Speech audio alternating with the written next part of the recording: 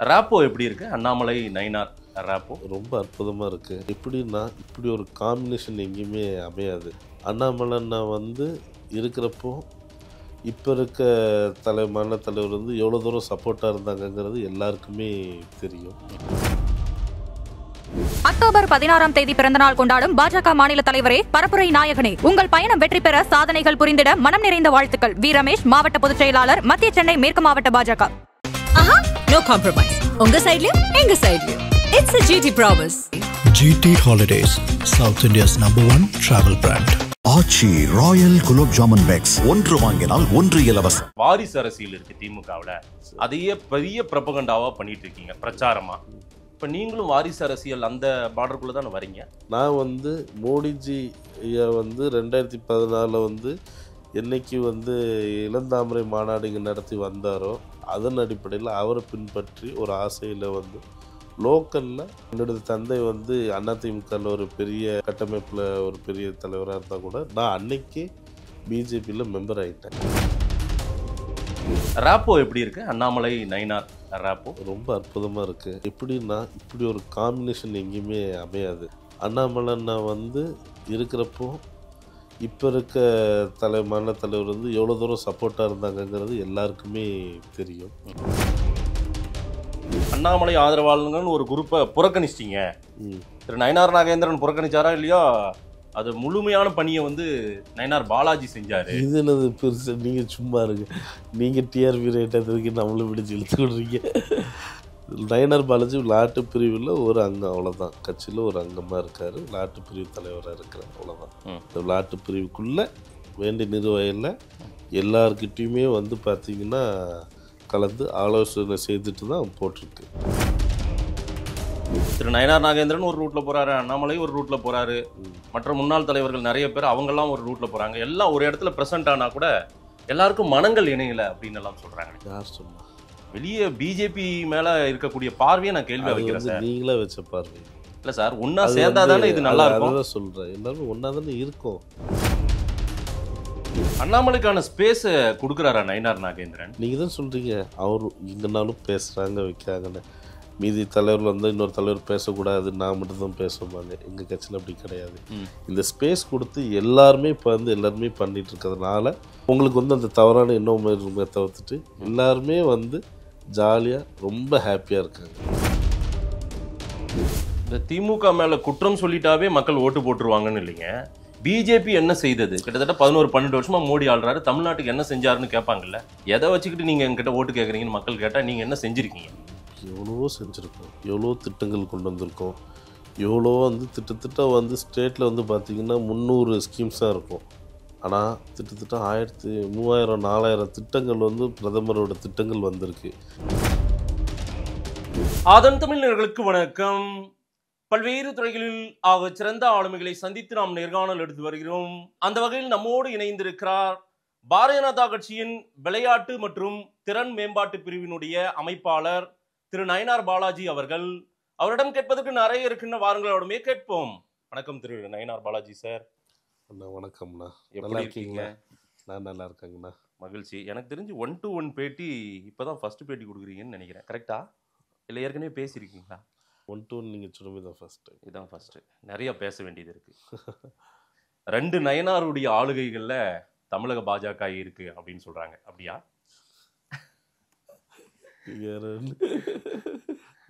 அப்படின்னா எப்படி, எந்த அர்த்தத்தில் சொல்றீங்க? 2 ஆளுமை இருக்காங்க அப்படின்னு எல்லாம் சொல்றாங்க. மேபி நயினார் நாகேந்திரன், நயினார் பாலாஜி அப்படிங்கிறதுனால 2 நயினார் சொல்லியிருப்பாங்க. அவ்வளவுதான், அவ்வளவுதான். நீங்க தவறா எண்ணிருப்பீங்க.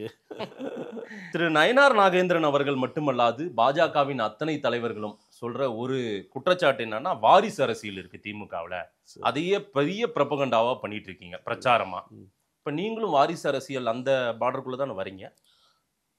வாரிசு அரசியல் அப்படிங்கிறது இவங்க வைக்கக்கூடிய குற்றச்சாட்டோட அர்த்தம் என்னன்னா, ஒரு கட்சியின் தலைமையை பார்த்தீங்கன்னா கம்ப்ளீட்டாக அவங்க மட்டும்தான் வருவாங்க, வேறு யாருமே வரமாட்டாங்க. ஃபார் எக்ஸாம்பிள் கருணாநிதி அவர்கள் இருந்தாங்க, அதுக்கப்புறம் அவர் பையன் ஸ்டாலின் அவங்க வந்தாங்க, இன்றைக்கி முதலமைச்சராக இருக்கிறாங்க. அதுக்கப்புறம் பார்த்திங்கன்னா துணை முதலமைச்சராக உதயநிதி ஸ்டாலின் அண்ணா வந்துட்டாப்புல.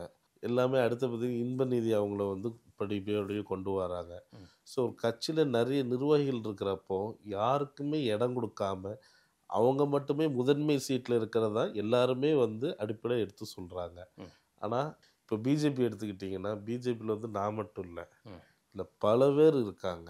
இதே மாதிரி வந்து அவங்களுடைய பையன்கள் ஆர்எஸ்எஸில் வந்து எங்களோட அடிப்படை கொள்கையில் இருந்திருப்பாங்க. அப்பா ஆர்எஸ்எஸ் இருப்பாங்க, பையனும் ஆர்எஸ்ல குடும்பமே வந்து இந்துத்துவாங்கிற ஒரு எண்ணத்தின் அடிப்படையில் நாங்களும் ட்ராவல் பண்ணுறோம்.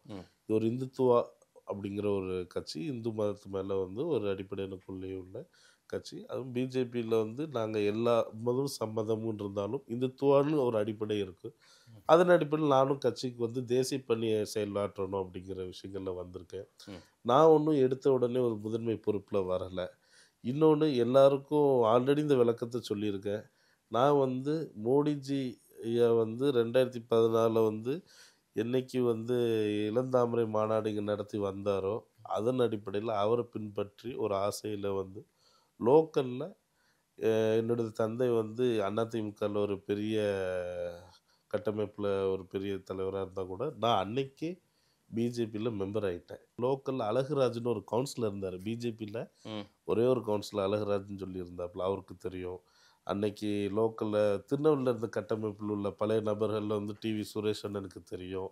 எப்போதுமே வந்து கேட்டாங்கன்னா அப்போவே வந்து எல்லாம் முடிஞ்ச ஃபினான்ஷியல் உதவி, இளந்தாமரை மாநாடுக்கு சாப்பாடுகள், இது எல்லாமே என்னால் முடிஞ்ச அளவுக்கு நான் ஒரு உறுப்பினராக இருந்து வெளியே வந்தால் நாளைக்கு என் தந்தை கெட்ட பிறகு தந்தை இவ்வளோ பெரிய கட்சியில் இருக்காங்கிறத மனதால் நான் பிஜேபியில் அன்னைக்கே ஐக்கியமாய் மறைமுகமாக தான் வேலை பார்த்துட்டு சொல்ல போனால் எங்கள் தந்தை தான் எனக்கு அப்புறம் வந்தார். இது வாரிசு அரசியல் அடிப்படையில் பிஜேபிக்குள்ளே லேட்டாக வந்தார் அவர். ஆமாம் 2017 தான் ஜாயின் பண்ணாப்ல. 2014 நான் அதுதான் கேட்கணும்னு நினைக்கிறேன். அப்பா ஏடிஎம்கேவில் முன்னாள் அமைச்சர், அதிமுக தான் அந்த குடும்பமே அதிமுக குடும்பம். ஆனால் அதில் ஏன் பிஜேபி பிடிச்சி வந்தார் நயினார் பாலாஜி? சொன்னல இளந்தாமரை மாநாடுல மோடிஜியோட அட்ராக்ஷனில் மாறி வந்தார் 2014. அப்படி என்ன மோடி கிட்ட பிடிச்சது உங்களுக்கு? மோடியோட ஆளுமை. ஜெயலலிதா காலத்துல அதிமுகவில் முக்கிய பொறுப்புல இருந்தவர் உங்க அப்பா. ஆமா, அந்த தலைவர்களை பிடிக்காம அதை விட மோடி உங்களுக்கு ஒரு அந்த தலைவர் பிடிக்கலன்னு சொல்லலை. இப்போ எங்க அப்பா வந்து பார்த்தீங்கன்னா ஒருத்தருக்கும் ஒரு விஷயங்கள் பார்த்து அட்ராக்ஷன் ஆவாங்க. இப்போ நாங்களாம் வந்து சின்ன வயசுலேருந்து பார்த்தீங்கன்னா எம்ஜிஆர் பாட்டு, எங்கள் காரில் போனாலும் எப்போதுமே எம்ஜிஆர் பாட்டு, ஜெயலலிதா அம்மா பார்த்துருக்கோம், எல்லாமே. இருந்தாலும் 2014 வந்து மோடிஜி அப்படிங்கிற ஒரு விஷயம் வந்து பூகம்பமாய் புயலாக வந்துச்சு. தமிழ்நாட்டில் வந்து ஒரு மிகப்பெரிய விஷயங்கள்லாம் வந்துச்சு. பல இளைஞர்கள் வந்து அதில் ஜாயின் பண்ணாங்க. அதில் நானும் ஒருத்தன். ஒருத்தருக்கும் ஒரு ஏஜில் ஒரு அட்ராக்ஷன் வரும்ல. நீங்கள் கேட்ட வந்து ஒருத்தர் பிடிக்கும்னு சொல்கிறத விட இன்னொருத்தர் பிடிக்கலன்னு சொல்கிறது தவறான கருத்து. ஸோ நீங்கள் எடுத்து வைக்கக்கூடிய அந்த கேள்வியே தவறான. பிடிக்கல இங்கே வரல, அதை விட எனக்கு அவர் வெகுவாக ஈர்க்கப்பட்டு ஒரு பிரதமர் வாராரு. ஏன்னா வந்து என்னதான் இருந்தாலும் ஏடிஎம்கேங்கிறது ஒரு மாநில கட்சி, பிஜேபிங்கிறது ஒரு தேசிய லெவலில் கட்சி. தேசிய பணிக்காக போகிற மாதிரி எண்ணி நாங்கள் உள்ளுக்கு வந்துட்டோம். அவ்வளோதான். உலக லெவலில் இந்தியாவுக்கு ஒரு மரியாதை ஏற்படுத்தி கொடுத்தவர் மோடிஜி. அந்த நம்பிக்கை அவர் ஏற்படுத்திடுவாருங்கிற நம்பிக்கை குஜராத்தை முன்னெடுத்து கொண்டு வந்திருக்காரு. பிரதமராக வரப்போ நாளைக்கு ஒரு பின்பற்றி போகலாம், தேசிய கட்சி அப்படின்னு சொல்லி நினச்சி வந்தேன். மற்றபடி பிடிக்காமலோ எண்ணம்லையோ இவங்க ஆளுமே இல்லாமலையோ கிடையாது. புரட்சி தலைவர் புரட்சி தலைவி அம்மா மாதிரி ஒரு போல்டு லேடி வராது. பட் இது வந்து தேசிய லெவலில் வர்றதுனால நீங்கள் அட்ராக்ட் ஆகி வந்துட்டு. திரு நயினார் நாகேந்திரன் உங்க அப்பா தலைவர், நீங்க ஒரு பிரிவுடைய கன்வீனியராக இருக்கீங்க. என்னதான் இருந்தாலும் பார்க்குறவங்களுக்கு உங்களை 2வது பொசிஷன்ல தானே பார்ப்பாங்க. அங்கே பார்க்குற மற்ற கட்சியில் இருக்கிறவங்க எப்பா அவங்க அப்பாவை ரீச் பண்ணணும்னா பாலாஜியை பிடிக்கலான்ற ஒரு எண்ணம் எல்லாருக்குமே இருக்கும்ல. 100% இருக்கும், இல்லைன்னு எப்படி சொல்ல முடியும்? அப்படின்னும் போது உங்களை 2வதா தானே பார்ப்பாங்க தமிழக பாஜக. அப்படிலாம் கிடையாதுங்க. நான் என்னுடைய பணி எங்கள் அப்பாவுக்கு முன்னாடியே வந்துட்டேன். எனக்கு நான் ஒரு பொறுப்பு எனக்கு கொடுத்துருக்காங்க, கடமை கொடுத்துருக்காங்க. இருந்தாலும் உங்களை ஒரு 2வது பிளேஸில் வச்சு தானே பார்ப்பாங்க. உங்கள் வாயால் நீங்கள் சொன்னீங்க ரீச் பண்ண முடியாட்டி அப்படிங்கிற ஒரு வார்த்தை நீங்கள் சொன்னீங்க. ரீச் பண்ண முடியாட்டி அவர் தலைவராக இருக்கார். ஸோ ரீச் பண்ண முடியும்னா நம்ம மூலியமாக இப்போ வந்து நான் வந்து பிஜேபியில் இல்லைன்னு வச்சுக்கோங்களேன், கட்சியில் வந்து ஒரு பொறுப்பாளராகவே இல்லைன்னா கூட அவரோட பயணம் பண்ணுறப்போ வந்து பார்த்திங்கன்னா ஒரு பிஏ எல்லாருமே ரீச் பண்ண தான் பார்ப்பாங்க. இப்போ ஒரு மகனாருக்கு போய் நீ ரீச் பண்ணணும்னு நினச்சா அவரை பிடிக்கணும்னு நினைக்கிறது தப்பு இல்லை. ஆனால் இந்த கட்சியில் 3 வருஷம் கழித்து எல்லாருக்குமே மாற்றம் வரும். ஓகேங்களா? மிஞ்சி போனால் 6 வருஷம், அதுக்கு மேலே ஒருத்தர் தலைவராக நீடிக்க முடியாது. அதுக்கப்புறம் மாற்றம் வரப்போ வந்துட்டு 2வதாக நான் தொடர்ந்து இருப்பேன்னா இருக்க மாட்டேன். அதை நீங்கள் புரிஞ்சுக்கணும். நயினார் பாலாஜி வந்து ஒரு தனி ஆவர்த்தனம் பண்ணி கூட இருக்காரு கட்சிக்குள்ளார. அவர் ஒரு லீடரா அடுத்து உயர்ந்து வருவதற்கான வேலையை செஞ்சுட்டு இருக்காரு. அவங்க அப்பா அவருடைய பணியை செய்யறாரு, இவர் ஒரு தனி ரோல் பண்ணிட்டு இருக்காரு அப்படின்லாம் சொல்றாங்களே. அப்படி யார் சொன்னா? யாரும் சொல்ல, நீங்கள் தான் சொன்ன மாதிரி இருக்கு. மேபி உங்களுக்குள்ள ஒரு எண்ணம் இருந்திருக்கலாம், இப்படி யாராவது உங்களை கேட்க சொல்லி இருந்திருக்கலாம். விளையாட்டு பிரிவு அப்படிங்கிற ஒரு விஷயத்துக்கு வந்து இன்னும் ஒரு கன்வீனியராக போட்டிருக்காங்க. அதுக்குள்ளே எனக்கு வேண்டிய ஆட்கள் யார் வேலை செய்வா பொறுப்பாக இருந்திருக்காங்க. இதுக்கு முன்னாடி யாருன்னா ஸ்போர்ட்ஸ் பர்சன், இந்த பிரிவை மக்களிடம் எப்படி கொண்டு போய் ரீச் பண்ணலாம், அதுக்கு உண்டான ஆட்களை பார்த்து செலக்ட் பண்ணி போட்டிருந்தோம். அதை மேபி யாராவது தவறாக நினச்சி சொல்லியிருந்தோம். விளையாட்டுத்துறை அமைச்சர், துணை முதலமைச்சர், அங்கே விளையாட்டு பிரிவு இவர் ஒரு துணைத் தலைவர், அந்த ரேஞ்சில் தானே பார்ப்பாங்க. ஒரு உதாரணத்துக்கு சொல்கிறேன் நான் வித்தியாசத்தை. உதயநிதி ஸ்டாலின், நயனார் நாகேந்திரன், நயனார் பாலாஜி அப்படி பார்க்க மாட்டாங்க. அப்படி பார்ப்பாங்கன்னா அவர் உதயநிதி ஸ்டாலின்ங்கிறவர் நிறைய படங்கள் நடிச்சிருக்காரு, ஃபெமிலியர் ஃபிகரு. பல ஆண்டுகளாகவே வந்து என்னது அவங்க வாரிசு அரசியல் படியில் வர்றதுனால வருது. பிஜேபியில் வந்து அப்படி பிஜேபி நபர்கள் யாரும் அப்படி பார்க்க மாட்டாங்க, எல்லாருக்குமே தெரியும். அதனால் பிஜேபி நபர் உண்மையான கொள்கை கொண்ட ஆட்கள் யாரும் அப்படி பார்க்க மாட்டாங்க. அது என்னோட மேபி வெளியிலேருந்து பார்க்குறவங்களுக்கு மீடியாவில் அது எக்ஸ்போஸ் பண்ணதுனால ஒரு தவறுதலாக இருக்கலாம்.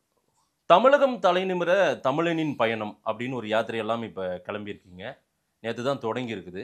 எதற்காக இந்த யாத்திரை? இந்த யாத்திரையை வைத்து என்ன தேர்தல் பிரச்சாரம் தானா இது? கண்டிப்பாக தேர்தல் பிரச்சாரம். தமிழர் தலை நிமிர அப்படின்னா தமிழர்கள் இப்போதைக்கு தலை குனிஞ்சிட்டு இருக்காங்க அப்படிங்கிற அர்த்தத்தை வந்து வெளிப்படுத்துகிறோம். ஒரு தலை குனிவு இல்லையே, என்ன கண்டிப்பாக இருக்குது, ஏன் இல்லாமல் இருக்குது. நாங்கள் தலை குனிய விட மாட்டோம்னு அவங்க உறுதிமொழி எடுத்திருக்காங்க. அஜித்தோட தலை குனிஞ்சிட்ட விட மாட்டோம்னாலே அப்புறம் விட்டுட்டீங்கன்னு தானே அர்த்தம். அதுக்குண்டான சூழ்நிலை உருவாயிட்டு தானே அர்த்தம்.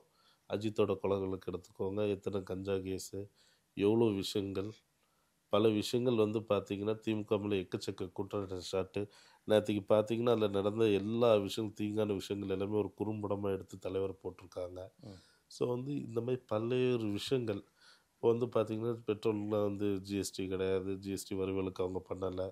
பல விஷயங்கள் இந்தியா ஃபுல்லாக ஜிஎஸ்டி நம்ம குறைச்சிட்டோம், பட் வந்து தமிழ்நாட்டிலேருந்து குறைக்கக்கூடிய ஜிஎஸ்டி அவங்க குறைக்கலை.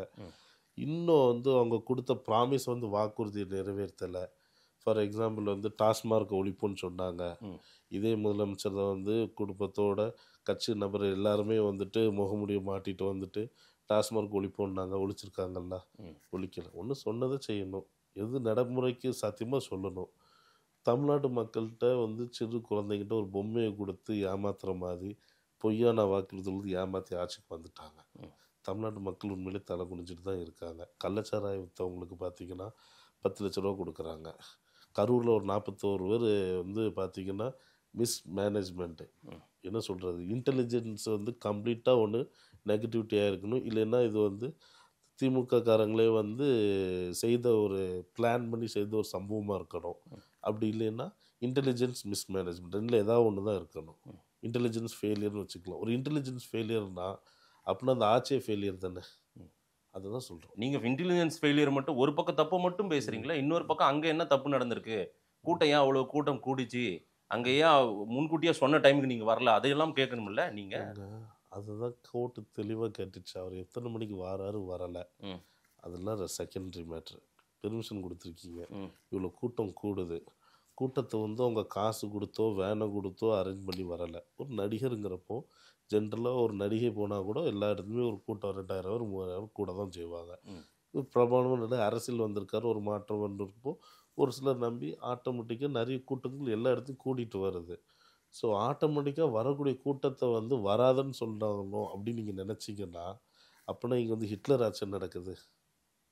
இல்லை, ஒரு ரூல்ஸ் அண்ட் ரெகுலேஷனை ஃபாலோ பண்ணல. நீங்களாம் கூட்டம் நடத்துறீங்கல்ல, உங்களுக்கு கொடுக்குற டைமுக்கு போகணும். ஆமாம், எவ்வளோ கூட்டம் சேர்க்கணுமோ அங்கே எவ்வளோ ஸ்ட்ரென்த்தோ அதுதான், அதுக்கேற்ற மாதிரி தான் நீங்களும் வந்து நிரப்புவீங்க.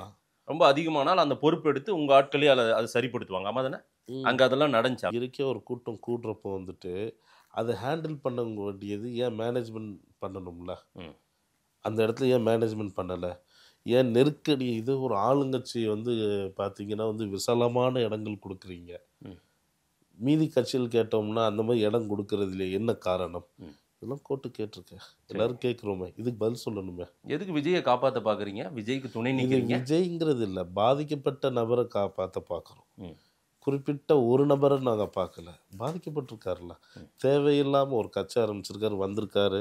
அது சொல்கிறது திட்டு ஒரு ஹிட்லர் ஆட்சி மாதிரி வந்துட்டு நான் மட்டும்தான் இது பண்ணுவேன், மீது எவனுக்குமே இடம் கிடையாதுங்கிற மாதிரி பண்ணால் தலை நிமிர்ந்தா அவனை போட்டுருவான் அப்படிங்கிற மாதிரி சுச்சுவேஷனில் கொண்டு போகிறாங்களா.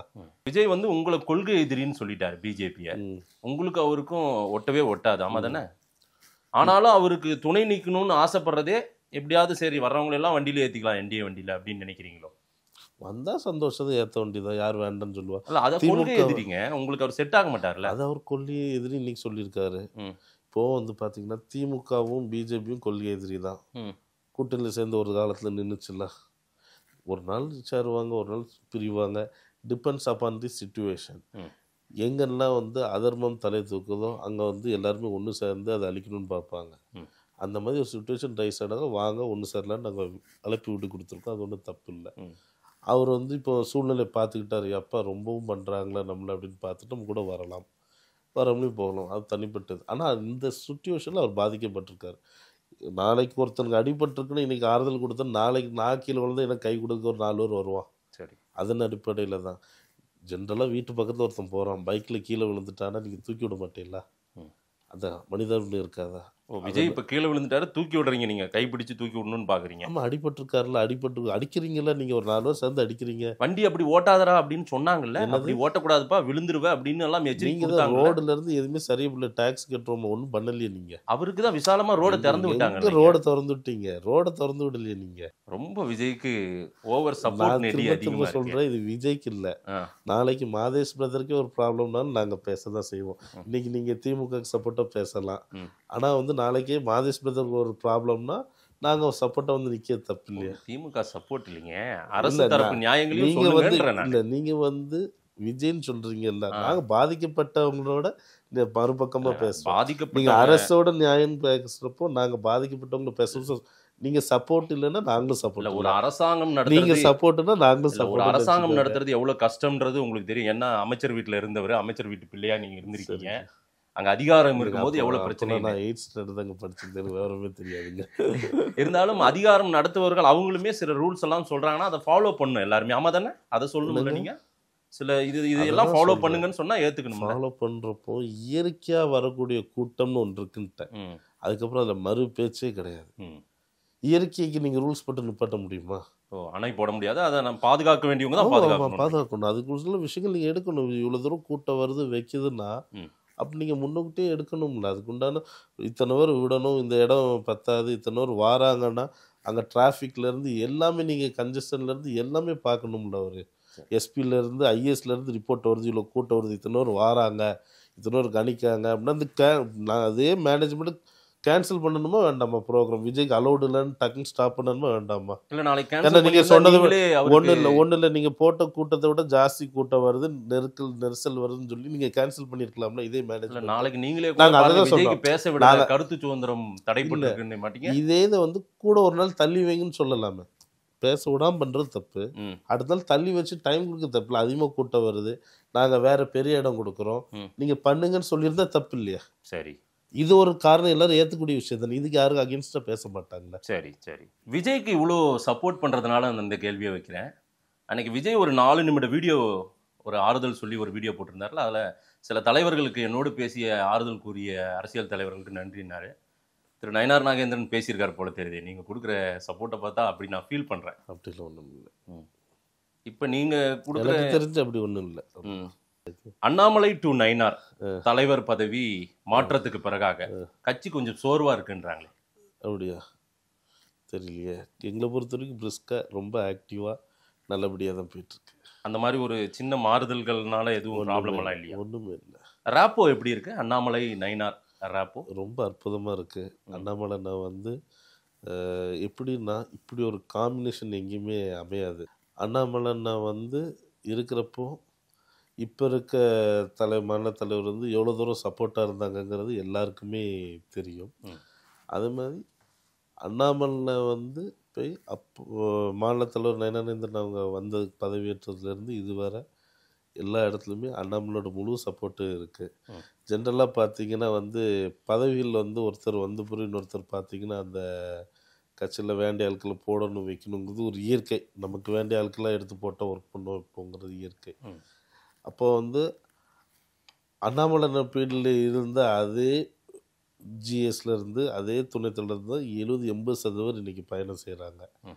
அப்படியா இருக்கு? அப்படித்தானே இருக்கு. இல்லை, அண்ணாமலை தலைவராக இருந்தபோது இருந்தவங்க பொறுப்பு இன்னைக்கு மாற்றப்பட்டிருக்கலாம், புதியவர்களுக்கு கொடுத்துருக்கலாம், ரைட்டு.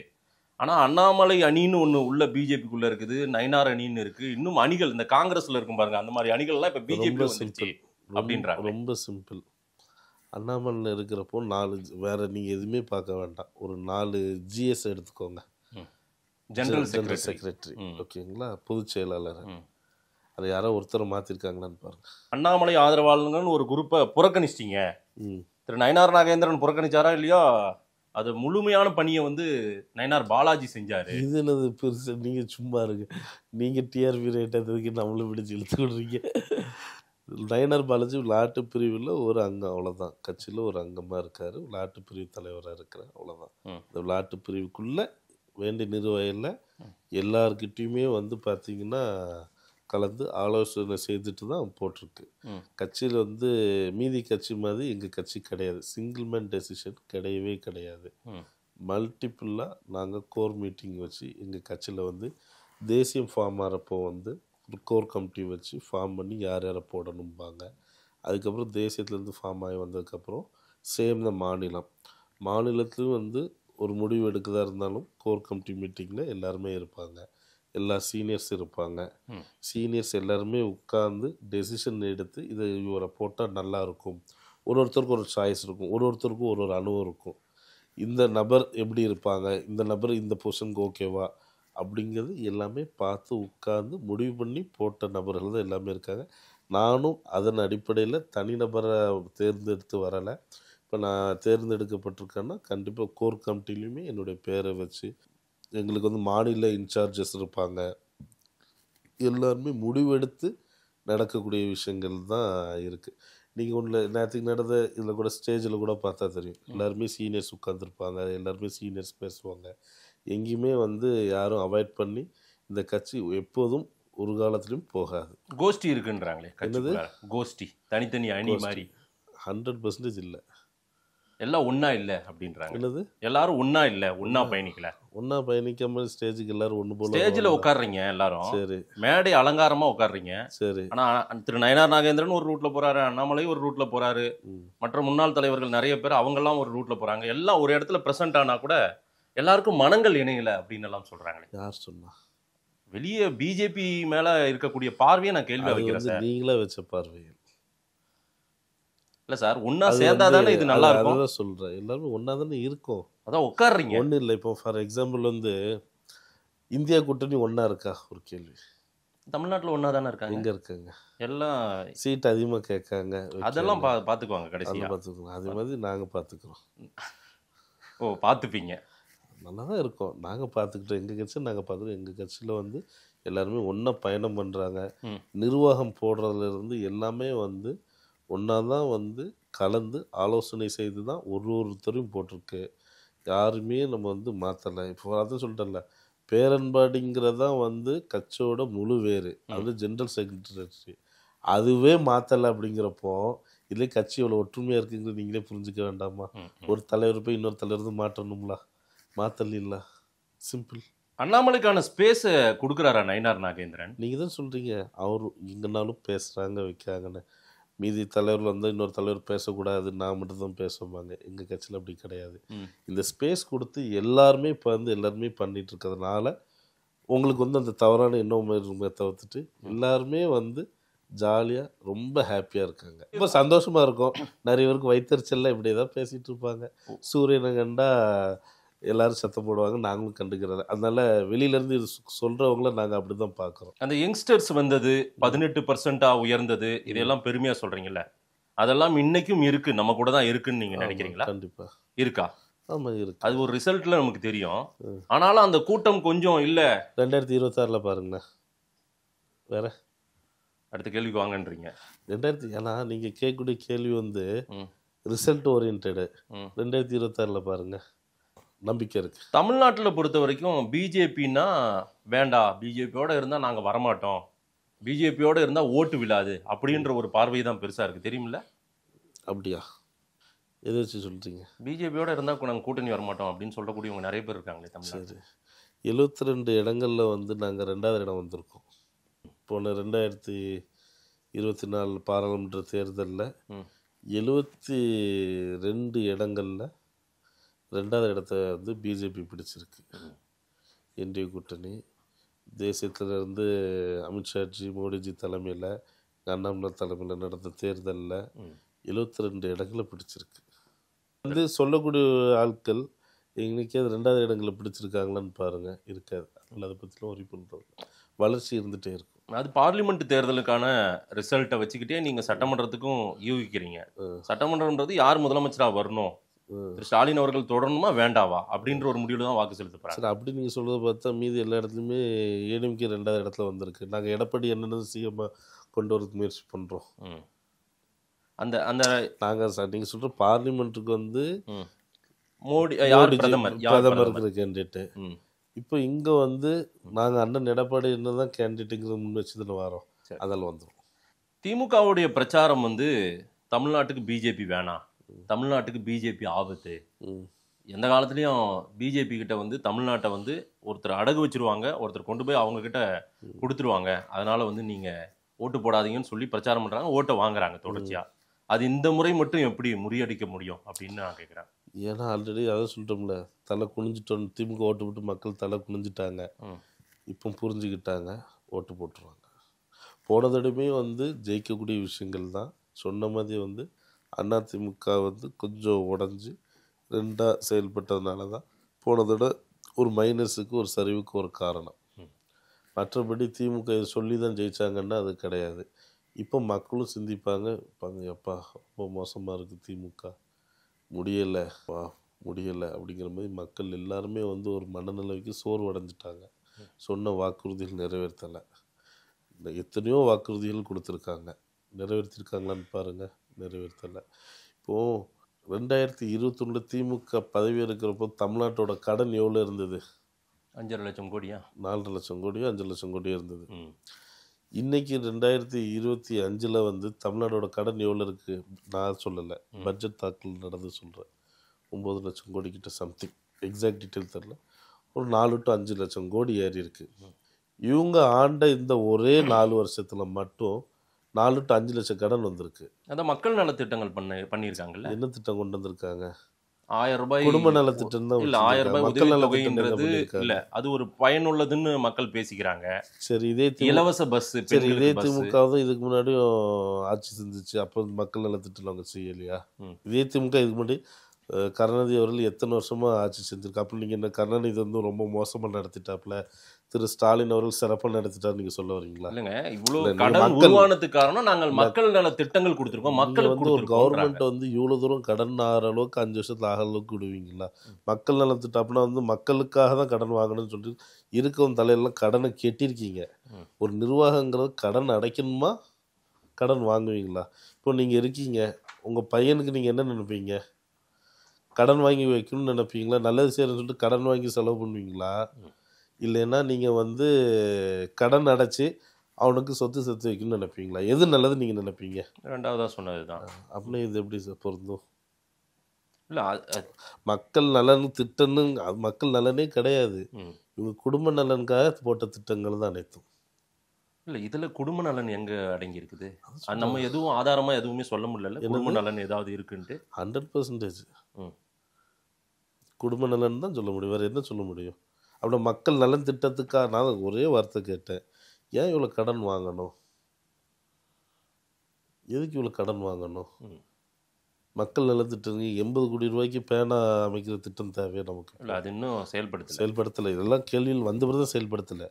நிதி ஒதுக்குனாங்கல்ல, இவ்வளோ கடன் வாங்குறப்ப 80 கோடி ரூபா அங்கேயும் கொடுக்கணும். அது மக்கள் நலன் திட்டம்னா? இந்த திமுக மேலே குற்றம் சொல்லிட்டாவே மக்கள் ஓட்டு போட்டுருவாங்கன்னு இல்லைங்க. பிஜேபி என்ன செய்தது? கிட்டத்தட்ட 11-12 வருஷமா மோடி ஆள்றாரு, தமிழ்நாட்டுக்கு என்ன செஞ்சாருன்னு கேட்பாங்கல்ல. எதை வச்சுக்கிட்டு நீங்கள் எங்கிட்ட ஓட்டு கேட்குறீங்கன்னு மக்கள் கேட்டால் நீங்கள் என்ன செஞ்சுருக்கீங்க? எவ்வளவோ செஞ்சுருக்கோம், எவ்வளோ திட்டங்கள் கொண்டு வந்திருக்கோம், எவ்வளோ வந்து திட்டத்தட்ட வந்து ஸ்டேட்டில் வந்து பார்த்திங்கன்னா 300 ஸ்கீம்ஸாக இருக்கும். ஆனால் கிட்டத்தட்ட 3000 திட்டங்கள் வந்து பிரதமரோட திட்டங்கள் வந்திருக்கு. எத்தனையோ லட்சம் பேருக்கு வீடு கொடுத்துருக்கோம். கேஸ் விஷயங்கள் இருக்குது, லோன் இளைஞர்கள் இருக்குது, ஸ்கில் டெவலப்மெண்ட் ஸ்கீம்ஸ் கொண்டு வந்திருக்கோம். இதெல்லாம் வந்து ப்ராப்பராக பயன்படுத்தணும்.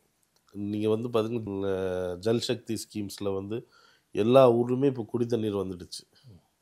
அதெல்லாம் கொண்டு வந்தது அது எந்த ஸ்கீம்ஸில் இம்ப்ளிமெண்ட் பண்ணுறாங்க. பிரசிடெண்ட் இன்றைக்கி லோக்கலில் வந்து பார்த்திங்கன்னா மீட்ரு போடணுங்கிற ஸ்கீம்ஸ்லாம் வருது. இது எல்லாமே வந்து பார்த்திங்கன்னா ஃபண்டு வந்து பார்த்திங்கன்னா இப்போ கூட வந்து பார்த்திங்கன்னா 12,000 கோடி 10,000 கோடி வந்து கேட்டிருக்காங்க. 1500 கோடி மீட்ரு போடுறதுக்கு ஸ்கீம்ஸ் வந்து கேட்டிருக்காங்க. உள்ளாட்சி துறையில் நடக்கக்கூடிய திட்டங்கள் அனைத்துமே வந்து பிரதமர் ஐயா மூலயமா பிஜேபி மூலமாக பிரதமர் நம்ம மோடிஜி கொண்டு வந்த திட்டங்களில் தான் அடிப்படையில் கீழே வேலை செய்யுது. இவங்க எதுவுமே வேலை செய்யலை. இவங்க என்ன திட்டம் புதுசாக கொண்டு வந்திருக்காங்கன்னு பார்த்தீங்கன்னா உண்மையே கிடையாது. எல்லாமே பிஜேபி கொண்டு வந்த ஸ்கீம்ஸை சேர்க்கறது மட்டும்தான் இவங்க வேலை. ஆனால் இவங்க வந்து அதை கொண்டு வந்து சரி நிர்வாகம் இவங்க கையில் இருக்கிறதுனால ஏதோ இவங்க சேர்த்த மாதிரி போய் இப்போ பிரச்சாரம் பண்ணிட்டு இருக்காங்க. ஆனால் அங்கே எடுபடுது இல்லை அவங்க இது ஏதோ மோடி ஸ்கீமு மோடி ஆட்சினால இது கிடைச்சிருக்கு அப்படின்னு இங்கே தமிழ்நாட்டில் பெரிய அளவுக்கு போய் சேரல. அதான் சொல்லிட்டு போய் பிரச்சாரம் பண்ணிட்டு இருக்காங்க. ஏன் உங்களால் அதை உண்மை பிரச்சாரமாக மாற்ற முடியும்? அதை தான் இப்போ மாற்றுவோம். அதுக்கு தானே இப்போ பிரச்சாரத்தில் இறங்கியிருக்கார் தலைவர். ஊராக கொண்டு போய் சேர்ப்போம். இந்த 6 மாதத்துல 26 உறுதியாக மாறும். மக்களுக்கு தெளிவடைய ஆரம்பிச்சிட்டாங்க. பழைய மாதிரியில் கொஞ்சம் கொஞ்சமாக வந்து சாயங்கள் வெளுக்கப்படுகிறது. கண்டிப்பாக எல்லா மக்களுமே தெளிவடைஞ்சிட்டாங்க. 2026 நீங்கள் ரிசல்ட் உறுதியாக மாறும். அலைன்ஸ் விஷயமெல்லாம் அதுக்கு ஏதாவது மறுபடியும் திரு அமித்ஷா வர்ற மாதிரி இருக்குமா? திரு மோடி அவர்கள் பிரச்சாரம் இதெல்லாம் நான் தான் சொல்லிட்டேன். இது வந்து நான் விளையாட்டுத்துறையில் ஒரு பிரிவோட அமைப்பாளர் தான். அலையன்ஸ்லாம் வந்து நீங்கள் எங்களோட மாநில தலைவர்கிட்ட கேட்கணும், இல்லைன்னா கோரும் கமிட்டியில் உள்ள ஆட்கள் கிட்ட கேட்க. ஏதாவது லீக் பண்ணுவீங்கன்னு பார்த்தேன். வீட்டுக்குள்ளே இருக்கீங்க, ஏதாவது உங்கள் தலைவர் பேசும்போது சொல்லுவீங்க. சரி என்ன பிளான்? வீட்டுள்ளுக்கு தலைவர் வந்து அரசியல் பற்றி 90% பேசவே மாட்டார். நாங்கள் பேசிக்கிட்டு எங்களுக்குள்ளே உருவாடுறதே கொஞ்சம் கஷ்டமான சூழ்நிலை இப்போ அமைஞ்சிடுச்சு. அதில் லீக்கேஜுக்கு இங்கே வாய்ப்பே இல்லை. தலைவர் வாயிலிருந்து ஒன்று கூட எங்கள் வயலில் வராது. அதனால் வாய்ப்பே இல்லை அதுக்கு. அது எல்லாருக்குமே தெரியும், கட்சியில் உள்ள எல்லாருக்குமே தெரியும். இப்போ இன்ஃபேக்ட் நேற்று கூட பார்த்தீங்கன்னா மதுரையில் மீட்டிங் முடிஞ்சோன்னா ஒரு சில ஆட்கள் நான் ஜிஆர்டிக்கு தலைவர் வருவாங்க, நாங்கள் எல்லோரும் வந்து நின்று நல்லா நடந்தது அவர்கிட்ட சொல்லிட்டு போகலான்னு சொல்லிட்டு எங்களுடைய விளையாட்டுத்துறை சார்பாக, இளைஞரணி சார்பாக, வருத்தப்பிரி சார்பாக நாங்கள்லாம் வந்து நின்றுட்டுருக்கோம். நானும் நிற்கிறேன், எல்லோரும் வாங்கன்னு நின்றுட்டுருக்கோம். தலைவர் வண்டி திடீர்னு திருநெல்வேலிக்கு பயணம் ஆயிடுச்சு.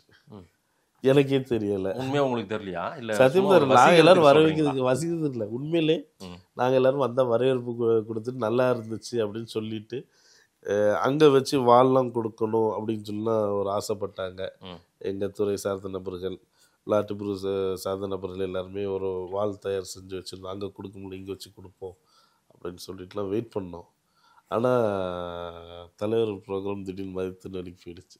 ஸோ வந்து எந்த விஷயமே எதுவுமே வந்து தலைவர் அவர் மனசுக்குள்ளே வச்சுப்பார், டக்குன்னு வெளிப்படையாக சொல்ல மாட்டார். ஏன் வந்து என்டிஏ கூட்டணிக்கு ஓட்டு போடணும் நீங்களே சொல்லி? தமிழர் தலை நிமிர ஓட்டு போடுங்க, அவ்வளோதான். ஓ, இவ்வளோதான். ஒரே ஸ்லோகன் தான்.